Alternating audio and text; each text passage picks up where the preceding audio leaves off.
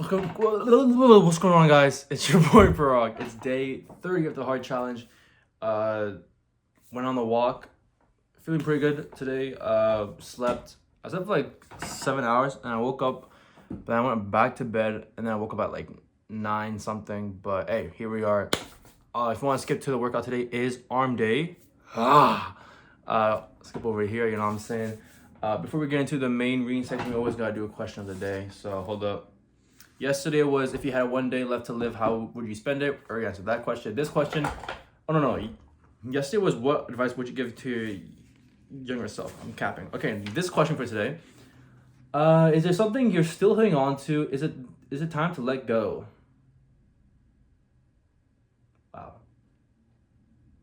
Yeah, actually, it's quite a lot. I feel like I definitely am holding on to the times when I used to be like in a relationship.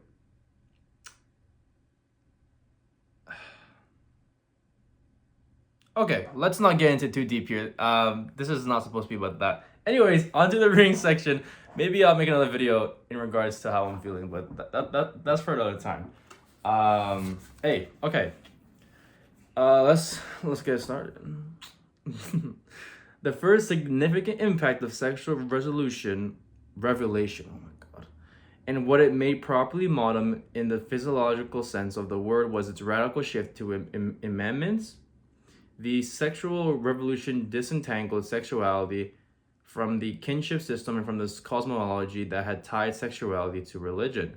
Kinship rules define lineage, one's ancestors, heirs, and kin. But crucially, they bind sexuality to culture, with biology playing as a secondary role in determining relationships of proximity. Next page. As defined by Marshall Sahlins, kinship is mutuality of being. People who are instinctively to one's another's existence. In that case, sexuality regulated by kinship rules was organized within and by a system of mutuality. More than that, as Eric Polster and Jerome Willax suggest, Christians through the epistles of St. Paul, but also the Talmud of the same period, take seriously the idea that through sex, husband and wife become one flesh, where the fusion is here to take both metaphorically and literally as the joining of two bodies. Okay? The pre-modern Christian view of sexuality concentrated the conjoining of souls and bodies. Sacramental sexuality expresses the participation of persons in a cultural cosmos that binds them. In disentangling sexuality from kinship system, that is, from most rules of enogamy, from the cosmological vision in which men, women, and sexuality and the cosmos form from one single entity, and from the view of married bodies from a form of single flesh, free or incapacitated, sexual created a new plane of immanence in which the sexual body became its own self-residential point.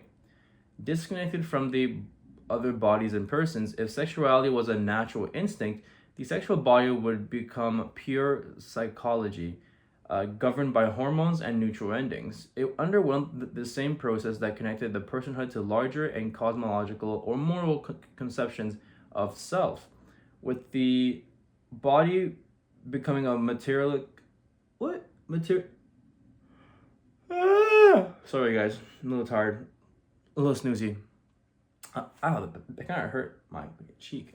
A matter endowed with an agency of its own and aiming at its own pleasure, now convinced as a biological force, and as property of a separate individual. More exactly, such a referral sexual body search for meaning in its authenticity, pleasure, and self-affirmation, provided by the consumer market and therapy. The second transformation entailed by the sexual revolution is that the number of patterns in a lifetime has significantly changed. The sexual experience and exploration becoming a significant and independent aspect of many or most people from socioeconomic groups. As historian Barry Rear describes it, it is essential to note why morality and practice changed over time. Martin King White's 1984 Detroit area study found that the core of women married between 1925 and 1944 said that on average they had dated 4 to 7 males. The baby boomers married from 1945 to 1946 and had dated 10 to 14 males. And the youngest cohort of 1965 to 84 estimated 12 to 15 potential premarital sexual partners. Damn, that's a lot. Those who were calculated to have sex before marriage range from the cohorts from 24% to 72%. But if finer divisions are made in the last cohort, it goes to 56%, 67%, and 85%, and 88%. In other words, premarital sex increasingly became legitimized, and the longer the time span between the first partner and the choice of a stable regular mate, the more likely people tend to accumulate sexual experiences.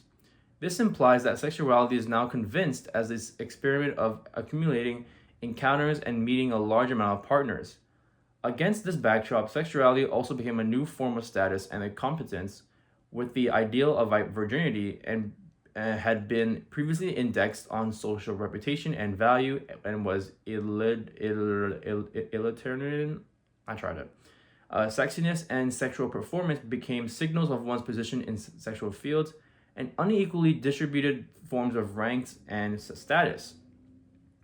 The third impact of sexual revolution is to have splintered romantic encounters from within. Between three different cultural logics, institutions, and discourses, marriage markets in emotional experiences and sexual practices. Three cultural structures: the emotional, the maternal, and the sexual exist on different social planes, each having different and even conflict, phenomenological and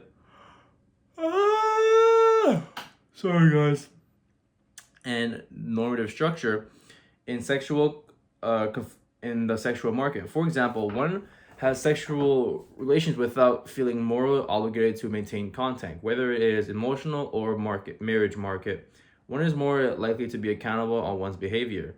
The automation of these three paths, emotionally, maternal, sexual, means that sexuality has become a sphere of action in its own right, independent from emotional exchange or from shared domestically, and that had each of their own spheres of contact.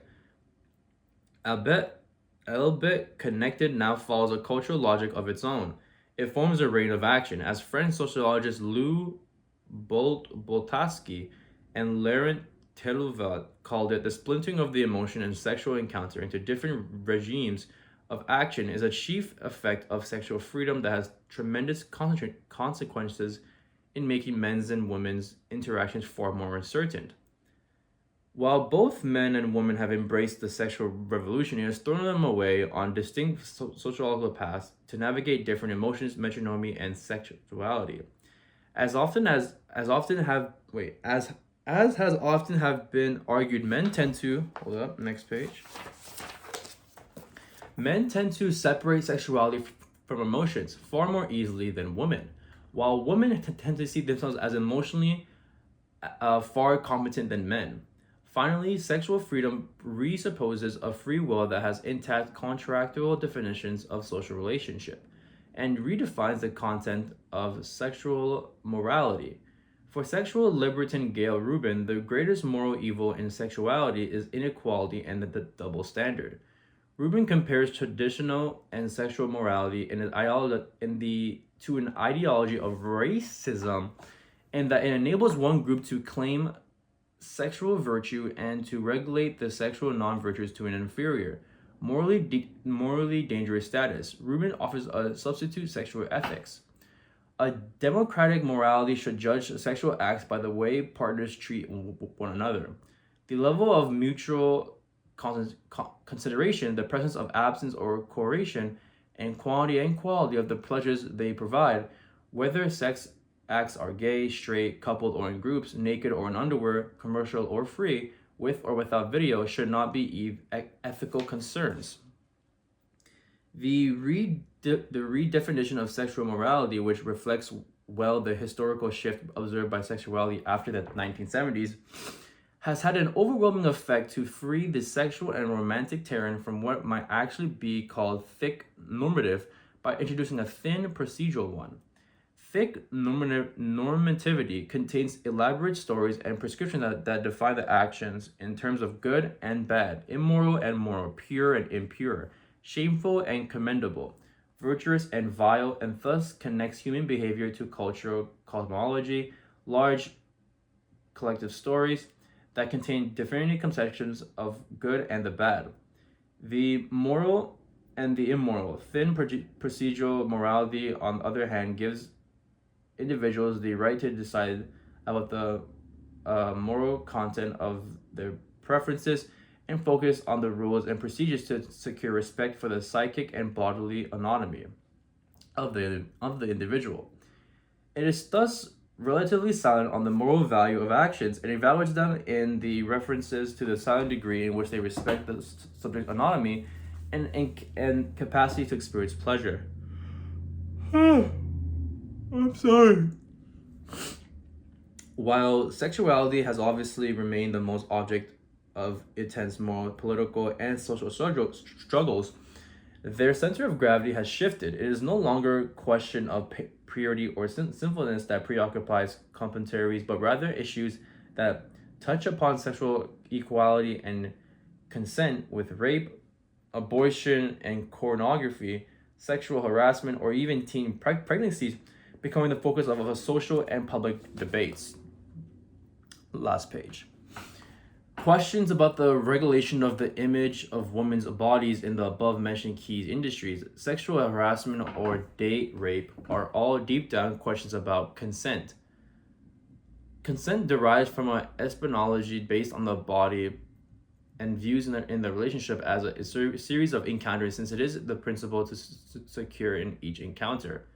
Making consent into the chief ethical discourse implies a deep transformation of the moral and ethical discourses regulating sexual insubjectivity, and has made a deep impact on the entry in relations, which become based on the subjectivity with will and desire.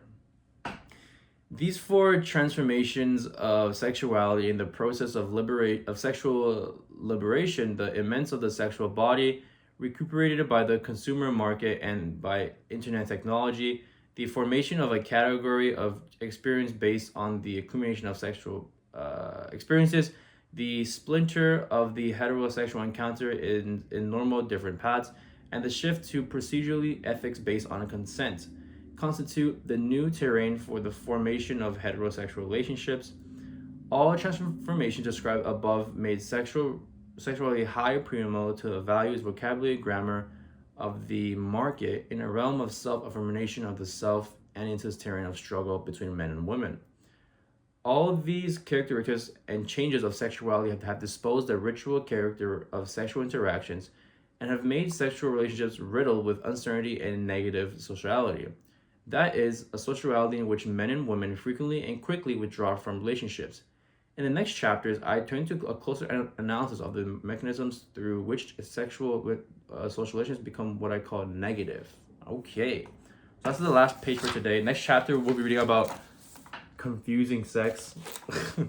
But hey, that's the reading for today. Honestly, it is kind of crazy how that statistic was like I asked earlier, when it's like the younger the people are, the more frequent they had premarital sex. Now, me personally, I don't really care about that kind of stuff. Like, if you want to have sex, you know what I'm saying, you do you. But I do believe that if you do have sex, it should be meaningful in a way. It should be with a loved one. It shouldn't just be like, oh, I'm gonna do it just because, like, you know. But yeah, that's just my opinion. But on to the arm workouts. Okay, Skull Crusher's not too shabby. I don't know why I'm holding my nipple like that, but it's for like stability wise. But hey, Skull Crushers, this was 25 pounds, knocking it out, not too bad. Honestly, I'm actually liking it. I felt good today. I felt today was a pretty good workout. The pump was going. I felt everything was looking good. And next workout, we're doing some curls. This was actually 30 pounds. I only did like 4 reps, but as long as I strive to, like do more weight, I feel like I'll get stronger and look bigger. But hey, not too shabby. Other arm, a little 4-piece. Hey! Now we're doing some overhead tricep extensions. This is also 25 pounds. I don't know. It's kind of awkward looking dead at the camera doing this, making these kind of faces, but hey, doing some partials here and there. Now we go on to the other side as well. Yeah, it's kind of weird. I look kind of stupid. Then we got some hammer curls, some light. This is also 30 pounds. At first, I knocked out like 5-6 reps, but on the second set, bro, I knocked out like 3, so I was dead. I mean, I did rest for a few minutes, like 1, 2, 3 minutes, but yeah. And to end off the workout, obviously we gotta do some reverse forearm curls, some light. But anyways, that's the workout for today. And boom, your boy's looking kind of sexy, my friends have been telling me that like I'm losing weight and shit. Am I, bro? Oh my god, I'm feeling kind of good. You know what I'm saying?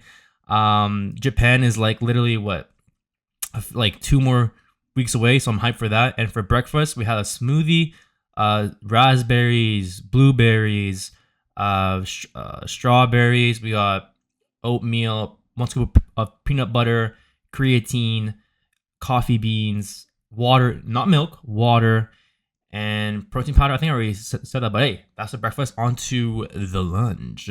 Lunch, your boy had some quinoa salad and some beef chili. Overall, pretty healthy. And then for lunch, your boy I didn't make it, but my mom made some bomb ass noodles. There's hot dogs, shrimp, some vegetables in there. Overall, pretty good, but I'm not gonna lie, I did have a little bit too much carbs. And for the end of the day, your boy had a matcha roasted milk tea. A large with only 290 calories. Not that bad. You know what's crazy though? I was talking to the cashier. I said, can I get a large Masta? And I started laughing, and she started laughing, and I'm embarrassed. Anyways, thank you guys for watching the video. It's been your boy Prog. Day 30 complete. I'll see you guys tomorrow for day 31.